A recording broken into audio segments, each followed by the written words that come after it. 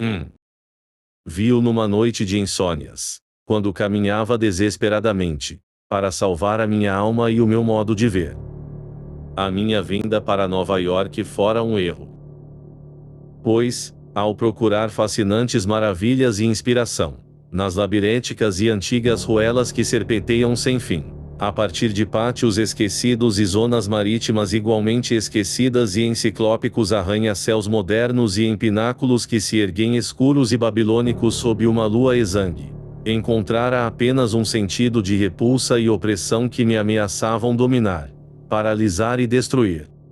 A desilusão fora gradual. Ao chegar a essa cidade pela primeira vez, virá ao pôr do sol, desde o cimo de uma ponte majestosa sobre as águas, sobre as incríveis e delicadas arestas e pirâmides que se erguiam, semelhantes a flores de charcos de névoa roxa, para brincarem com as acesas nuvens douradas e com as primeiras estrelas do entardecer.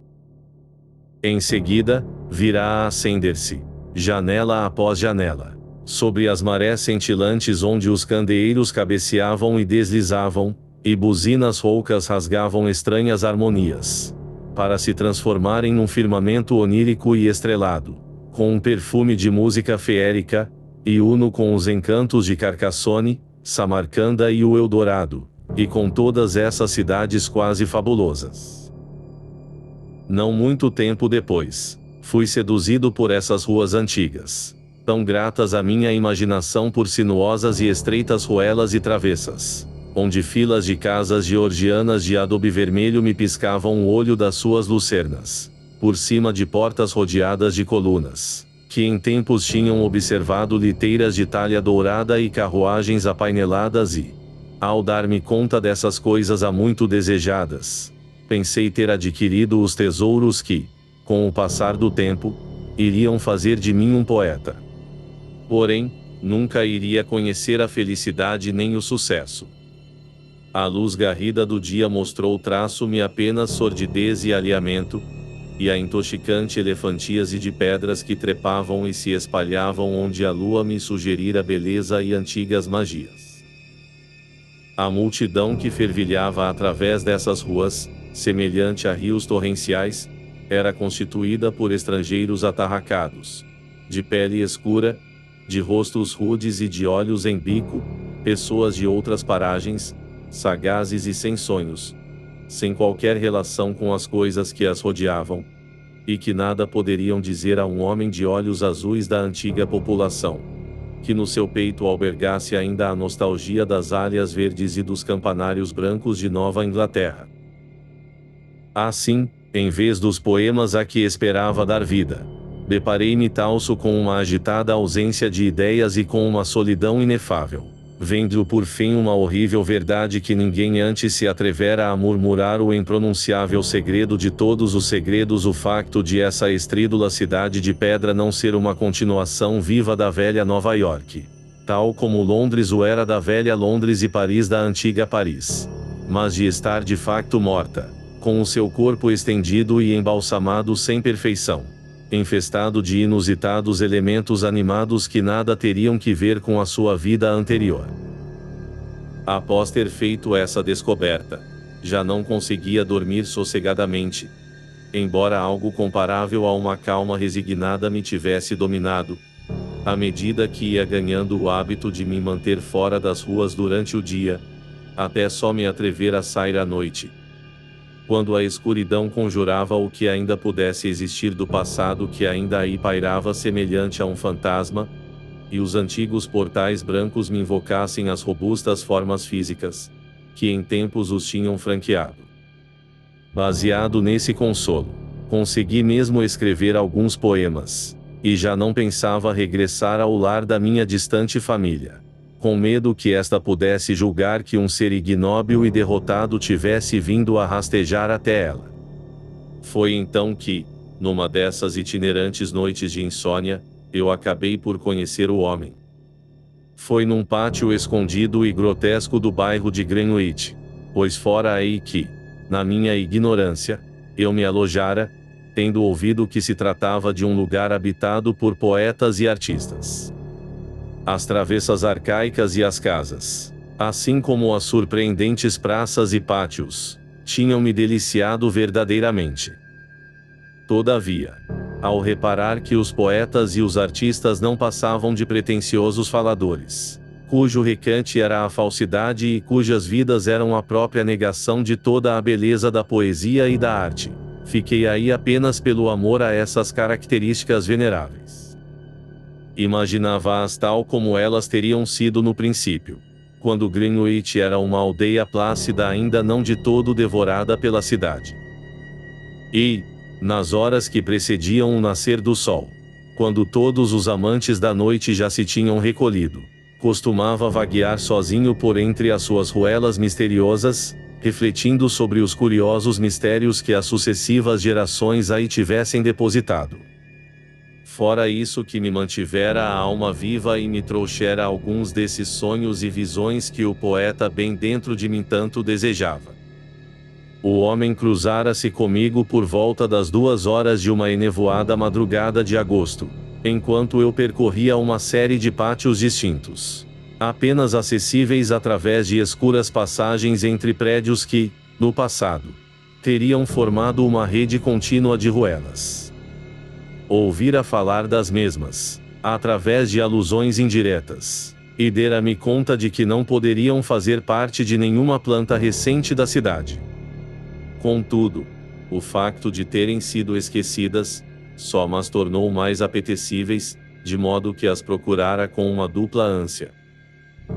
Agora, que as encontrava, o meu interesse redobrara uma vez mais, pois algo no modo como se encontravam dispostas parecia aludir vagamente ao facto de que só restassem apenas algumas, escuramente estranguladas entre paredes altas e vazias e traseiras de casas desabitadas, ou espreitando, sem qualquer luz de candeeiros, por detrás de arcos, ainda não traídas por hordas de pessoas que falavam uma língua estrangeira, nem vigiadas por furtivos e sorumbáticos artistas cujas práticas não fossem apropriadas para serem referidas em plena luz do dia. Ele falou comigo sem que eu o tivesse encorajado, ao notar a minha disposição e o modo como eu ia estudando certas portas envelhecidas, no topo de degraus debruados por gradeamentos, ante o pálido brilho das rendilhadas bandeiras exteriores que as encimavam. O seu rosto estava na sombra e ele usava um chapéu de abas largas que, até certo ponto, parecia condizer com a capa antiquada que envergava. Mas eu fiquei um pouco inquieto, antes mesmo de ele me ter dirigido a palavra. Tinha um corpo esguio de uma magreza quase cadavérica, e a sua voz parecia estranhamente cava e suave, embora não particularmente profunda. Ele, segundo me informou, já tinha reparado em mim durante os meus passeios, e concluído que eu me parecia com ele, devido ao meu interesse pelos vestígios de antanho. Será que eu não iria gostar de uma visita guiada por alguém que já tinha uma grande prática nessas explorações e que possuía todo um espólio de informação local, muito mais especializado do que aquela a que qualquer forasteiro pudesse ter acesso? Enquanto falava, pude ver o seu rosto, por breves instantes, à luz de uma solitária janela de mansarda. Esse indivíduo, idoso mas bem parecido, tinha um aspecto nobre, e ainda mantinha os traços de uma linhagem refinada, que não seria de esperar nesse local nem na época presente. Contudo, algo nele me perturbou, quase tanto quanto o seu aspecto me agradara. Talvez o seu rosto fosse demasiado pálido e sem expressão, ou por demais deslocado desse lugar, para que eu pudesse confiar nele e sentir-me à vontade. No entanto, apressei-me a segui-lo, pois nesses dias deprimentes, a minha busca por uma beleza há muito extinta e pelo mistério era tudo o que tinha, para manter viva a minha alma, e achava também que fora uma rara oportunidade do destino ter me encontrado com uma pessoa cuja procura, semelhante à minha, parecia ser bem mais refinada.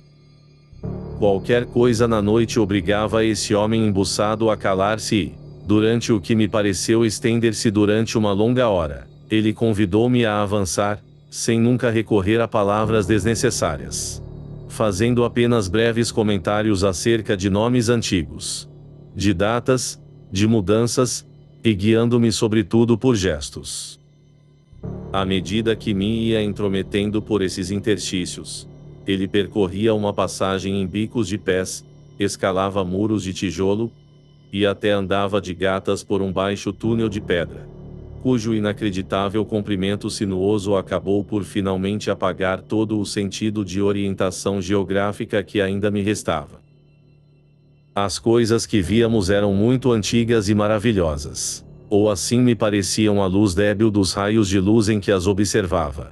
E nunca me hei de esquecer das derruídas colunas jônicas, das pilastras esguias, nem dos postes de gradeamentos encimados por jarrões de ferro, ou de flamejantes janelas com lentéis, ou de decorativos postigos em forma de leque, que pareciam cada vez mais estranhos e bizarros, enquanto íamos avançando por esse infinito labirinto de uma idade desconhecida. Não encontramos ninguém e, quanto mais avançávamos, mais as janelas iluminadas se tornavam cada vez mais raras. Os primeiros candeeiros de rua com que nos deparáramos eram ainda a petróleo, com losangos de vidro montados em chumbo. Mais tarde, vi alguns com velas e, por fim, após termos atravessado um horrível pátio sem luz, onde ele me teve que guiar com a sua mão eluvada, através de uma escuridão total, até a um muro muito alto, com um portão estreito de ferro. Chegamos ao troço de uma ruela apenas iluminada por lanternas em frente de cada 7 casas, inacreditáveis lanternas coloniais feitas de folha de Flandres, com topos cônicos e furos nos lados. Essa ruela subia por uma colina mais inclinada do que eu julgaria ser possível em qualquer parte de Nova York e, ao cimo, encontrava-se claramente bloqueada por um muro de quinta, coberto de era, para lá do qual eu podia vislumbrar uma pálida cúpula e algumas copas de árvores, ondulando contra uma vaga linha junto ao céu. Nesse muro havia um portão de topo arredondado feito de tábuas de carvalho escuro, com grandes cravos de ferro, que esse homem começou a abrir com uma pesada chave. Convidando-me a entrar, conduziu-me, através da mais cerrada escuridão, até ao que me pareceu ser um caminho de gravilha e, finalmente, por um lanço de escadas em pedra até a porta dessa residência, que ele também me abriu. Entramos, e eu fui logo dominado por um forte odor a mofo e a umidade que parecia ter se precipitado ao nosso encontro, e que deveria ser o resultado de vários séculos de abandono. O meu anfitrião parecia não o ter notado e, por delicadeza, eu não fiz comentários, enquanto ele me guiava por uma escada circular, ao fundo do vestíbulo, para uma sala cuja porta eu ouvi fechar a chave, logo que entramos. Depois viu abrir a cortina de uma janela com 3 caixilhos, que mal se desenhavam contra os clarões do céu. Mais tarde, ele foi até a prateleira da lareira onde, riscando pedreneira contra aço, acabou por acender 2 velas de um candelabro para 12. Foi então que, acenando-me, ele começou calmamente a falar comigo. Sob essa luz fraca, verifiquei que estávamos numa biblioteca apainelada, espaçosa e com boas mobílias, que dataria do primeiro quartel do século XVIII, com esplêndidos frontões triangulares e uma bela cornija dórica. Acima da lareira, um painel de madeira fora impecavelmente esculpido e, no seu topo, havia entalhadas curvas e jarrões esculpidos. Por cima das estantes cheias de livros, em intervalos ao longo das paredes, viam-se retratos de família, pintados a óleo e já vagamente apagados, cujos rostos revelavam indubitáveis parecenças com o desse homem que, nesse momento, me convidava a sentar numa cadeira, junto a uma mesa chipendale. Antes de se ter sentado do outro lado da mesma, o meu anfitrião hesitou, como se não se sentisse muito à vontade. Então, depois de ter finalmente tirado as luvas, o seu chapéu de abas largas e a capa, ficou diante de mim como uma figura de teatro, vestido à maneira georgiana, desde o cabelo apanhado atrás, com um laço, aos folhos no pescoço, aos calções até ao joelho, às meias de seda e a uns sapatos com fivelas, em que eu não reparara antes. Só depois, sentando-se numa cadeira, com um espaldar em forma de lira, é que ele me começou a observar com um certo interesse. Sem o chapéu, tinha um aspecto extremamente idoso de que eu ainda não me dera conta, e pensei, se essa até então oculta marca de longevidade não estaria na origem da minha inicial impressão desagradável.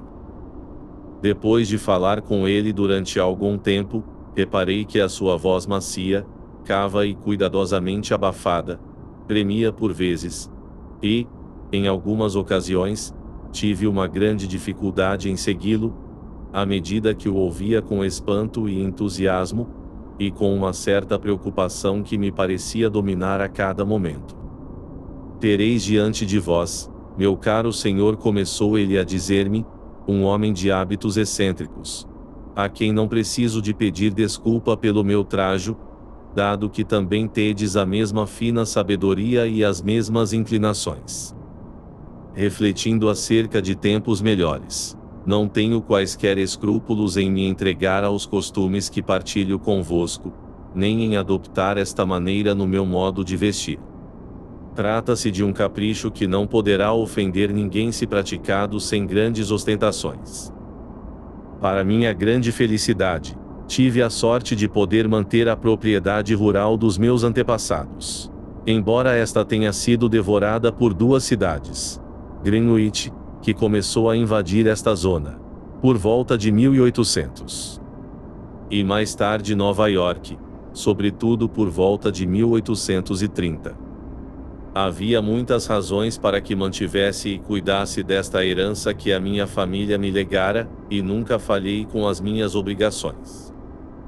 O morgado que tomou posse dela, em 1768, estudou certas artes e fez algumas descobertas, todas elas relacionadas com certos poderes que se julgavam residir nesta específica propriedade, que, por isso mesmo, mereceriam uma atenção ainda mais aturada. Ora, é alguns dos curiosos efeitos de tais artes e descobertas que me proponho mostrar-vos, sob o mais profundo segredo, acreditando que me poderei ater ao modo como avalio as pessoas, não duvidando assim nem da vossa lealdade nem do vosso interesse. Interrompeu então o seu discurso, mas eu podia apenas inclinar a cabeça em jeito de concordância. Já mencionei que estava preocupado. No entanto, para mim, nada era tão terrível como o mundo material de Nova York, durante o dia. Ainda que esse homem fosse apenas excêntrico ou dominasse artes perigosas, julguei não ter outro remédio senão seguir o que me dizia, e controlar a minha surpresa em relação a tudo o que ainda me pudesse revelar. De modo que o escutei. Para o meu antepassado, continuou ele, em voz baixa, a humanidade possuía estranhas qualidades, no que se prendia à sua força de vontade. Qualidades essas que exerciam um poder insuspeito não apenas no que se relacionava com os nossos atos e com os de outras pessoas, mas também com a força ou substância da natureza. Já para não falar de elementos e dimensões que se pensavam ser mais universais do que os da própria natureza. Será que vos poderei dizer que ele zombava da santidade de coisas tão importantes como o tempo e o espaço, e que recorreu mesmo aos rituais de certos pelês vermelhas mestiçados, que em tempos teriam acampado sobre esta colina? Esses índios tinham ficado muito revoltados, quando este lugar foi construído, e nunca pararam de insistir, com toda a pestilência dos seus modos, em visitar a propriedade em noites de lua cheia. Durante anos, saltavam o muro sempre que podiam e, pela calada da noite, executavam certas ações. Então, em 1768, o novo proprietário apanhou-os nos seus rituais e ficou maravilhado com o que viu. A partir de então, tentou negociar com eles, e trocar o livre acesso a estes domínios pela profundidade exata das coisas que praticavam.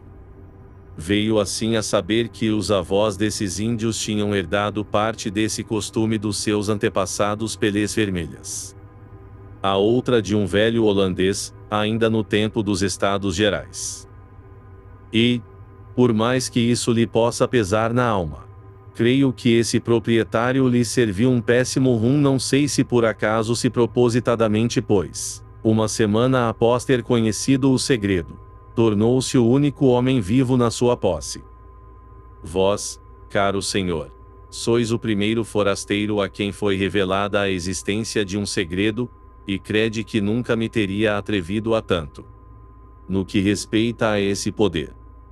Se não soubesse que reveláveis um igual interesse por coisas do passado. Tremi, à medida que esse homem se tornava mais comunicativo, através desse discurso um pouco arcaico, com que continuou. Mas devereis saber, caro senhor, que o que esse proprietário conseguiu obter desses selvagens mestiçados, não passava afinal de uma pequena parte do conhecimento que ele veio a alcançar. Ele não perdera o seu tempo em Oxford, nem falara apenas de um modo superficial com um velho alquimista e astrólogo de Paris. Assim, veio a dar-se finalmente conta de que o mundo todo não era mais do que o fumo dos nossos intelectos, não ao alcance das mentes vulgares, mas algo que poderia ser fumado pelos sábios, inalado como qualquer nuvem do melhor tabaco da Virgínia. Poderemos produzir em torno de nós tudo o que queremos. E o que não pretendemos poder-se-á de igual modo expulsar. Não vos diria que tudo isto seja materialmente verdadeiro, mas e traço o suficientemente para nos poder proporcionar um excelente espetáculo, uma vez por outra. Vós, segundo poderei conceber, ficaríeis muito agradado com uma visão de alguns anos melhores do que aqueles a que a vossa fantasia se poderá entregar. De modo que vos peço que domineis qualquer medo acerca do que vos entendo mostrar. Vinde até a janela e mantende-vos em silêncio. O meu hóspede pegou-me então na mão para me conduzir até uma das duas janelas na parte mais longa dessa sala cheia de mofo e, assim que senti os seus dedos, foi como se o sangue me gelasse no corpo.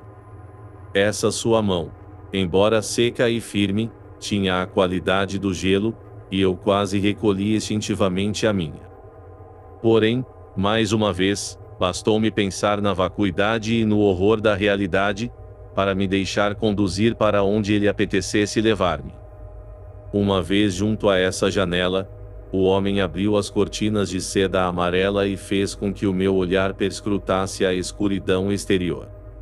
Por momentos não vi nada senão miríades de pequeníssimas luzes a dançar diante de mim.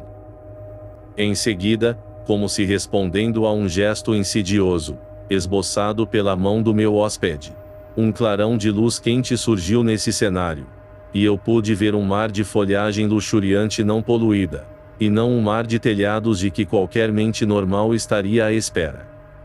À minha direita, o rio Hudson tinha um brilho quase malicioso e, na distância, podia ver o doentio fervilhar de um pântano salgado, constelado de pirilampos nervosos. Esse clarão esvaneceu-se, e um sorriso diabólico iluminou o rosto de cera desse idoso necromante. Isto foi bem antes do meu tempo, antes do tempo do novo Morgado. Se não vos importais, talvez possamos tentar novamente. Óptimo. Óptimo.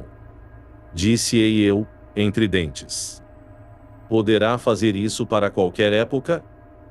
E quando ele acenou afirmativamente, mostrando pedaços negros de dentes gastos que em tempos teriam sido amarelados, eu agarrei-me às cortinas, com medo de cair.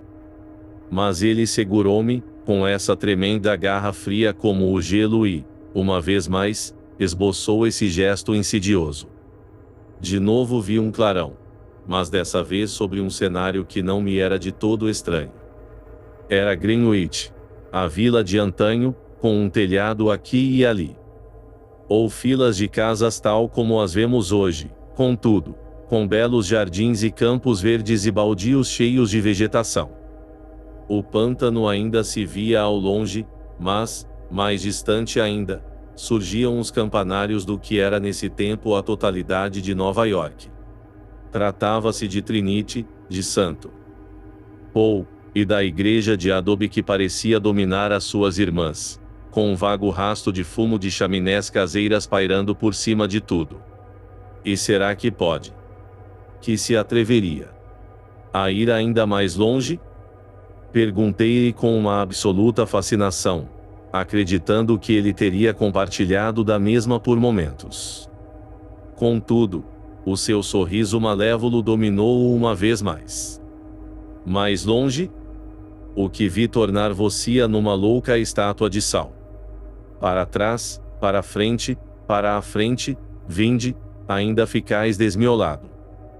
E ao dizer-me essa última frase, quase como uma parte, voltou a gesticular, trazendo ao céu um clarão ainda mais intenso do que os anteriores.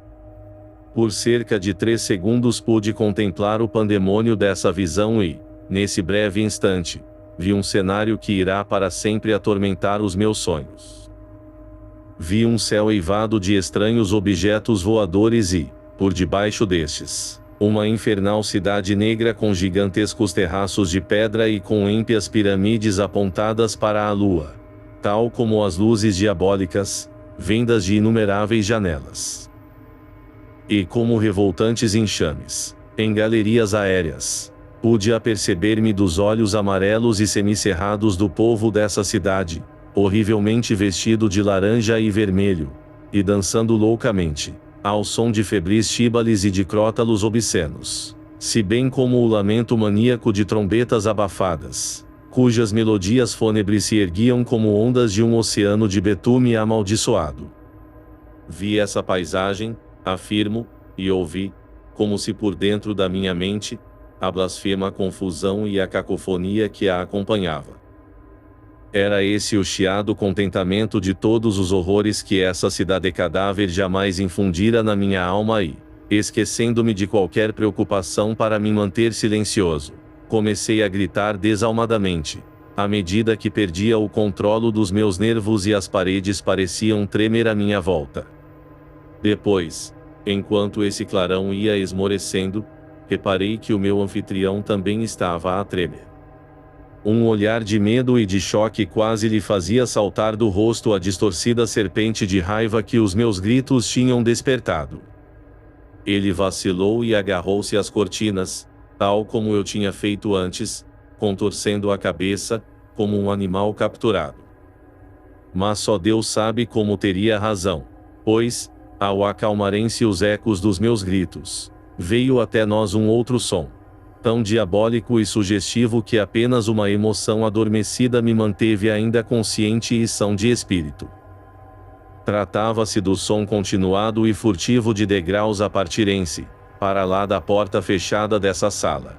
Como se devido ao tropel de uma horda descalça e vestida de peles, e, por fim, o fecho de latão, que estava a ser abanado violentamente, brilhou a luz fraca das velas. O idoso tentava agarrar-me, cuspendo, através desse ar pesado, vociferando coisas incompreensíveis, à medida que oscilava, agarrado à cortina amarela. A lua cheia. Maldito! Maldito seja esse cão! Ele chamou-os e agora eles vêm buscar-me. Homens de mocassês, homens mortos. Que Deus os fulmine. Diabos vermelhos. Mas vejam que não fui eu quem vos envenenou o rum.